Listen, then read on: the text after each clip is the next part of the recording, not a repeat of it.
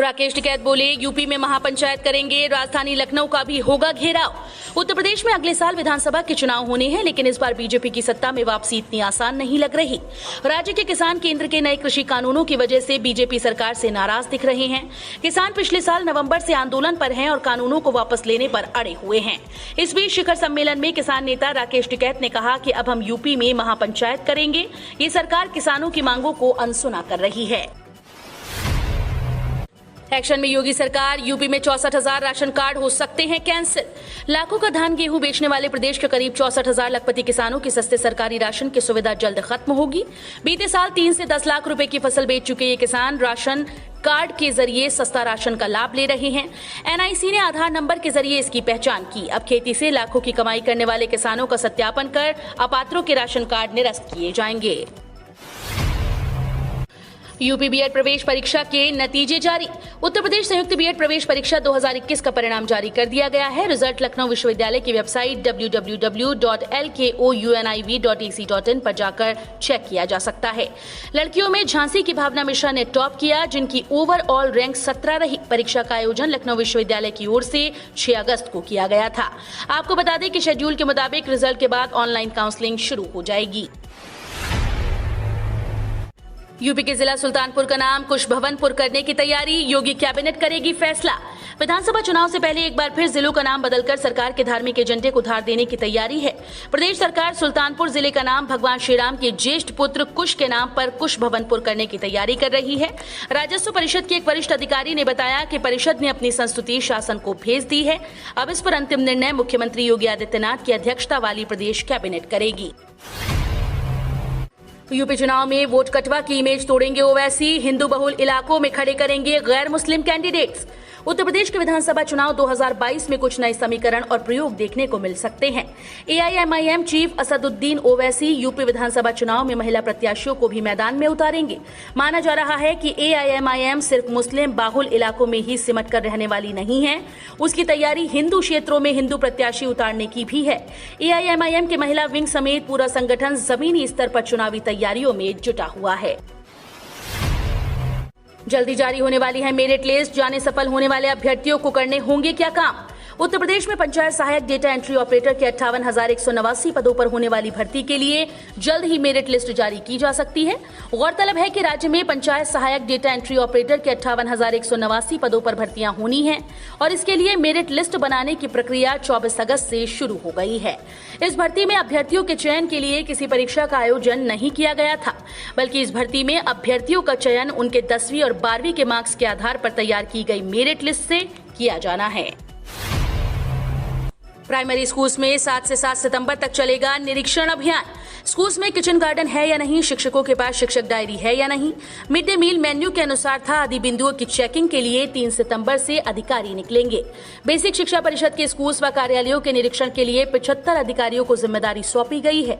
अधिकारी 3 से 7 सितंबर के बीच आवंटित जिलों का दौरा करेंगे। इस संबंध में महानिदेशक स्कूल शिक्षा अनामिका सिंह ने आदेश जारी कर दिए हैं। पीईटी 2021 रिजल्ट का इंतजार, नवंबर में होगी 7,882 लेखपाल भर्ती के लिए मुख्य परीक्षा। यूपी एसएसएससी के परीक्षा कैलेंडर के अनुसार पीईटी 2021 रिजल्ट जारी होने के बाद राजस्व लेखपाल के 7,882 पदों पर भर्ती के लिए मुख्य परीक्षा का आयोजन नवंबर 2021 में आयोजित की जाएगी। उत्तर प्रदेश अधीनस्थ सेवा चयन आयोग के ग्रुप सी के विभिन्न पदों पर भर्ती के लिए 24 अगस्त 2021 को आयोजित हुई प्रथम चरण की परीक्षा प्रारंभिक अर्हता परीक्षा के रिजल्ट का इंतजार है।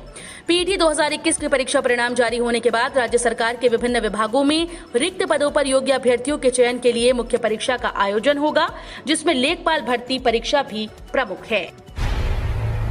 गोरखपुर में राष्ट्रपति की मौजूदगी तक नहीं कटेगी बिजली, उपकेंद्रों पर मुस्तैद रहेंगी टीम्स। राष्ट्रपति के आगमन को लेकर बिजली निगम भी तैयारियों में जुटा है। निगम ने 28 अगस्त तक गोरखपुर के शहरी व ग्रामीण क्षेत्रों को रोस्टिंग से पूरी तरह से मुक्त कर दिया। इसके अलावा सभी बिजली घरों को अलर्ट कर रखा है। संविदा कर्मचारियों को शिफ्टवार तैनाती दी है। अवर अभियंता व सहायक अभियंताओं को बिजली घरों पर मुस्तैद रहने के निर्देश दिए गए हैं। मायावती का कांग्रेस को सुझाव, दूसरों पर टिप्पणी करने से पहले खुद का घर ठीक कर लें। बसपा सुप्रीमो मायावती ने शुक्रवार को पत्रकार वार्ता के दौरान कांग्रेस पर जमकर हमला बोला। उन्होंने कांग्रेस को सुझाव भी दिया। मायावती ने कहा कि कांग्रेस के लिए ये बेहतर होता यदि उन्होंने अपनी अन्य पार्टीज के खिलाफ टिप्पणी करने के अलावा अपनी जारी की गई पुस्तिका में अपनी कमियों का उल्लेख किया होता। उन्होंने सुझाव देते हुए कहा कि दूसरों के खिलाफ टिप्पणी करने से पहले वे अपना घर ठीक कर लें। जौनपुर में 29.93 करोड़ से गोमती नदी पर पुल बनाएगी योगी सरकार। यूपी के जौनपुर शहर में जाम की समस्या को देखते हुए योगी सरकार ने कालीचाबाद में गोमती नदी पर पुल बनाने के लिए 29,93,31,000 रुपए की स्वीकृति दी। यूपी के आवास व शहरी नियोजन राज्य मंत्री गिरीश चंद्र यादव ने शुक्रवार को इस बात की जानकारी दी। उन्होंने कहा कि इसके लिए मुख्यमंत्री योगी आदित्यनाथ व उप मुख्यमंत्री केशव प्रसाद मौर्य से भी मिले थे।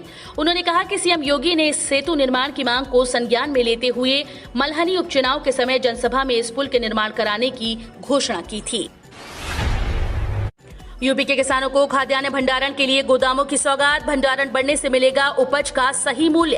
गन्ना किसानों के बाद अब अन्नदाताओं को सौगात मिली है। उत्तर प्रदेश राज्य निर्माण सहकारी संघ लिमिटेड और उत्तर प्रदेश राज्य निर्माण व श्रम विकास सहकारी संघ लिमिटेड लखनऊ की ओर से निर्मित राष्ट्रीय कृषि विकास योजना के तहत साधन सहकारी समितियों में 100 मीट्रिक टन क्षमता के 74 गोदाम बनाए गए। गोदाम बन जाने से भंडारण की व्यवस्था बेहतर होगी और खाद्यान्न सुरक्षित रहेगा। अखिलेश यादव का मुख्यमंत्री योगी पर तंज, केवल रंग और नाम बदलने का काम कर रहे हैं। मैनपुरी के करहल में एमएलसी के आवास पर शोक व्यक्त करने आए पूर्व मुख्यमंत्री और सपा के अध्यक्ष अखिलेश यादव भाजपा पर हमलावर रहे। उन्होंने पत्रकारों को लखनऊ न जाने की नसीहत दे डाली। कहा कि अगर लखनऊ गए तो मुख्यमंत्री योगी आदित्यनाथ आपका नाम बदल देंगे। भाजपा को हर मोर्चे पर विफल बताते हुए उन्होंने कहा कि मुख्यमंत्री केवल रंग और नाम बदलने का काम कर रहे हैं। 246 करोड़ रुपए खर्चे के बाद भी गोरखपुर प्राणी उद्यान बेजान। सीएम योगी के ड्रीम प्रोजेक्ट पर बड़ा सवाल। प्राणी उद्यान के हालात को देखते हुए लगता है कि मुख्यमंत्री महोदय को कुछ दिनों के लिए चिड़ियाघर बंद करवा देना चाहिए। चिड़ियाघर की विजिटर बुक पर लिखी ये इबारत 246 करोड़ रुपए खर्च करके बनाए गए मुख्यमंत्री के पसंदीदा प्रोजेक्ट की गुणवत्ता पर बड़ा सवाल है। कुछ विभागीय अधिकारी हैंडओवर की प्रक्रिया पूरी नहीं कराए जाने को बदहाली के लिए जिम्मेदार ठहरा रहे हैं। रिटायरमेंट पर कर्मचारियों को मिलेंगे ज्यादा पैसे। सरकार ने 10% से बढ़ाकर किया 40% का योगदान। इंडियन बैंकिंग एसोसिएशन के परिवार पेंशन को अंतिम आहरित वेतन के 30% तक बढ़ाने के प्रस्ताव को सरकार ने मंजूरी दी। मुंबई में वित्त मंत्रालय के वित्तीय सेवा विभाग के सचिव ने वित्त मंत्री निर्मला सीतारमण के द्वारा संबोधित एक प्रेस कॉन्फ्रेंस में इसकी घोषणा करते हुए बताया कि सरकार के इस कदम से बैंक कर्मचारियों की पारिवारिक पेंशन 30,000 रुपए से 35,000 रुपए तक हो जाएगी। 8वीं पास से लेकर 12वीं कक्षा छोड़ने वाले लोगों के लिए बड़े काम की है मोदी सरकार की ये योजनाएं। नहीं रहेंगे बेरोजगार। मोदी सरकार की ऐसी योजनाएं जिनके जरिए आसानी से न केवल रोजगार पाया जा सकता है बल्कि पूंजी के लिए सरकार से लोन भी लिया जा सकता है। मनरेगा और प्रधानमंत्री रोजगार सृजन कार्यक्रम बेरोजगारों को जहां रोजगार मुहैया करा रहे हैं, वहीं दीनदयाल उपाध्याय ग्रामीण कौशल योजना, प्रधानमंत्री कौशल विकास योजना, दीनदयाल उपाध्याय अंत्योदय योजना, पीएम स्वनिधि जैसी कुछ केंद्र सरकार की योजनाएं 8वीं पास से लेकर 12वीं कक्षा छोड़ने वाले या 10वीं पास छात्रों के लिए बहुत उपयोगी हैं। पीएनबी ग्राहकों की खुल गई किस्मत, मिल रहा 10 लाख रुपए तक का फायदा। गरीबों की सहायता के लिए केंद्र व राज्य सरकार भी आगे आ रही हैं। ऐसे में देश के बड़े बैंक में गिने जाने वाला पंजाब नेशनल बैंक भी अपने कस्टमर के लिए कई खास ऑफर दे रहा है। पीएनबी से जुड़े ग्राहक आसानी से 10 लाख रुपए तक का लाभ उठा सकते हैं। बैंक की तरफ से ग्राहकों को कई तरह के क्रेडिट कार्ड मुहैया कराए जा रहे हैं। आपको बैंक के रुपे सेलेक्ट क्रेडिट कार्ड के बारे में बताएंगे, जिसमें आपको खरीदारी के साथ साथ health checkup package, accidental insurance, domestic और इंटरनेशनल लाउंज प्रोग्राम और कैशबैक समेत कई सुविधाएं मिलेंगी। अर्धसैन्य बलों में करीब 1 लाख जवानों की भर्ती की जरूरत। बीएसएफ में 29 तो सीआरपीएफ में 26,000 पद खाली। अर्धसैन्य बलों में अतिरिक्त बटालियन और मुख्यालय आदि मांग के मद्देनजर करीब 1 लाख जवानों की भर्ती की जरूरत महसूस की जा रही है।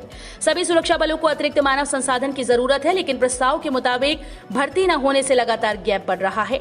अर्धसैन्य बलों के कल्याण से जुड़े संगठन ने इस मुद्दे को लेकर सरकार पर दबाव बनाया।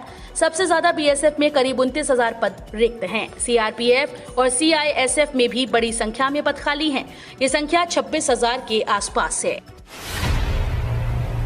ऑनलाइन टिकट बुकिंग का तरीका बदला, अब ये काम करना जरूरी। भारतीय रेलवे की सहयोगी website Indian railway catering and tourism corporation ने अपने नियमों में बदलाव कर दिया। इस वेबसाइट और IRCTC ऐप के जरिए ट्रेन और फ्लाइट के भी टिकट बुक किए जाते हैं।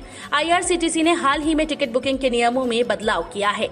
अब वो यूजर अपने अकाउंट से टिकट नहीं बुक कर सकेंगे जिन्होंने अभी तक अपना फोन नंबर और ईमेल ID वेरीफाई नहीं किया है। वेरिफिकेशन की ये प्रक्रिया पूरी होने के बाद ही कोई यात्री ऑनलाइन टिकट बुक कर सकता है। ऊर्जा मंत्री RK सिंह ने मुख्यमंत्रियों, केंद्र मंत्रियों से सरकारी वाहनों को इलेक्ट्रिक वाहनों में बदलने का आग्रह किया। केंद्रीय विद्युत, नवीन और नवीनीकरण ऊर्जा मंत्री RK सिंह ने शुक्रवार को सभी केंद्रीय मंत्रियों और मुख्यमंत्रियों से आग्रह किया कि वे अपने अपने मंत्रालयों, विभागों को अपने वर्तमान सरकारी पेट्रोल या डीजल वाहनों को इलेक्ट्रिक वाहनों में बदलने की सलाह दें। देश में इलेक्ट्रिक वाहनों को बढ़ावा देने के अपने प्रयासों के तहत बिजली मंत्री ने सभी आधिकारिक उद्देश्यों के लिए विभाग अपने आधिकारिक वाहनों के बेड़े को वर्तमान आंतरिक दहन इंजन पेट्रोल डीजल वाहनों से इलेक्ट्रिक वाहनों में परिवर्तित करने के लिए राज्य के मंत्री और सभी राज्यों और केंद्र शासित प्रदेशों के मुख्यमंत्रियों सहित सभी केंद्रीय मंत्रियों को एक पत्र में अपने संबंधित मंत्रालयों को सलाह देने का आग्रह किया। PMHM के मंच पर मेरा फोटो दिखाकर मांगा वोट, वरना नीचे बैठाते थे मुझे। बीजेपी के सहयोगी रहे राजभर का आरोप, मौर्य को बताया लोडर। ABP न्यूज के कार्यक्रम में भारतीय सुहेल देव समाज पार्टी के नेता ओम प्रकाश राजभर कहने लगे कि लोकसभा चुनाव 2019 के समय पर उनकी पार्टी बीजेपी से अलग हो चुकी थी, लेकिन चुनाव प्रचार में उनकी तस्वीर का इस्तेमाल उस मंच से किया जाता था जहां प्रधानमंत्री मोदी और CM योगी भाषण दे रहे होते थे। राजभर ने कहा, मेरा चेहरा दिखा दिखाकर बीजेपी ने वोट मांगने का काम किया। ओम प्रकाश राजभर का जलवा ही है कि बीजेपी को मेरा चेहरा दिखाकर वोट लेना पड़ा। पूर्व IPS अमिताभ ठाकुर बनाएंगे राजनीतिक पार्टी, नाम को लेकर लोगों से मांगे सुझाव। योगी सरकार द्वारा जबरन रिटायर किए गए पूर्व IPS अमिताभ ठाकुर ने नई राजनीतिक पार्टी बनाने का ऐलान कर दिया।